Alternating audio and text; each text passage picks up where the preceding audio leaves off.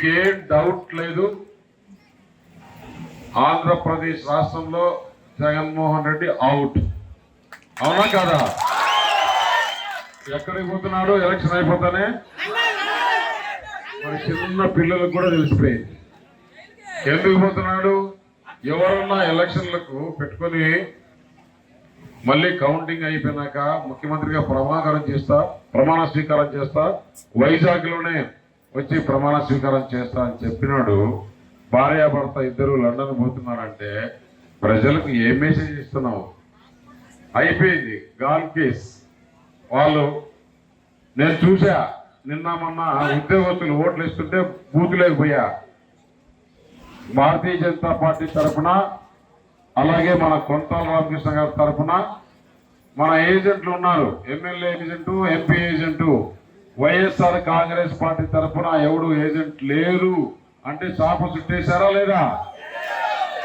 మన ఆస్తులన్నీ కొట్టేయాలని కొత్తగా భూ చట్టం, ల్యాండ్ టైటిలింగ్ యాక్ట్ అని, భూ సంరక్షణ చట్టం అని ఒక చట్టం తెచ్చాడు. మన భూమి మనకి ఎప్పటి నుంచో ఉంది కదా, మన తాతల కాలం నుంచి, ముత్తాతల కాలం నుంచి, మన తండ్రుల కాలం నుంచి ఉంటే, ఇప్పుడంట మన భూమి అంతా జగన్మోహన్ రెడ్డి పేరు పెట్టాలంట, మనకి ఎప్పుడు కావాలంటే అప్పుడు ఇస్తారంట. ఏంటి ఇది అంటే? ఎవరు ఇక్కడ ఈ వైసీపీ నాయకులు పోయి వాళ్ళకు ఏదైనా చెప్తే ఈ భూమి మనకి ఇవ్వరు. మన భూమిని మనం అప్లై చేసుకోవాలంట. మనం అప్లై చేసుకున్న కాగితం ఎంఆర్ఓ ఆఫీస్లో చించి పడేశారనుకోండి, ఏంటి మనకి దిక్కు? ఎవరికి చెప్పుకోవాలి? మళ్ళీ కోర్టు గురుగా పోయేదానికి లేదంట.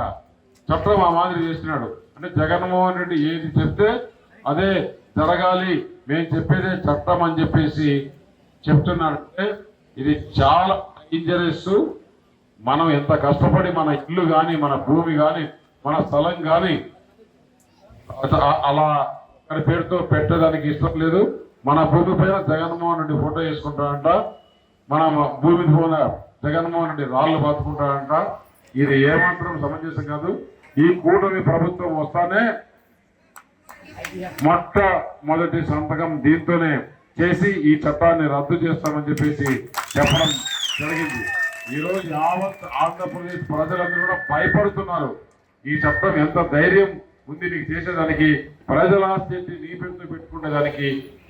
ఇది ఏమాత్రం ఒప్పుకునే సమస్య లేదని చెప్పేసి ఈ రోజు అందరూ తిరగబడుతున్నారు. ఏవిరా బిడ్డ ఇదేనా రావుకాక గదేంది మీరు ఓట్లేనికి పోలే? ఎవరికేస్తే ఏం లాభం? పెట్టిన దానికి 10 ఇంతలు సంపాదించేటోళ్ళే. తెల్లని అన్ని పాలు కావు, నల్లని అన్ని నీళ్లు కావు. మోడీ చెప్పి అవు మామా, మనం ఓటు వేస్తుంది మన ఆర్థిక వ్యవస్థను ఇంకా పెంచడం కోసం. ఎన్ని కష్టాలు వచ్చినా మన కోసం నిలబడుతున్న గొప్ప నాయకుడి కోసం. ఒకప్పుడు టెర్రరిస్టుల విధ్వంసాలతో, నక్సలైట్ల దాడులతో దద్దరిల్లిన నా నేల ఈ రోజు ఎక్కడా ఉగ్రవాదుల దాడులు లేకుండా, మతం పేరుతో మారణ హోమాలు లేకుండా ప్రశాంతంగా ఉందంటే కారణం మోదీ కాదంటామా? మోదీ గారి అడుగులో అడుగు వేస్తూ నేనుంటాను. మరి మీరు కమలం గుర్తుకి ఓటేద్దాం, బీజేపీని గెలిపిద్దాం. మన అందరి నేస్తం బీజేపీనే గెలిపించేద్దాం.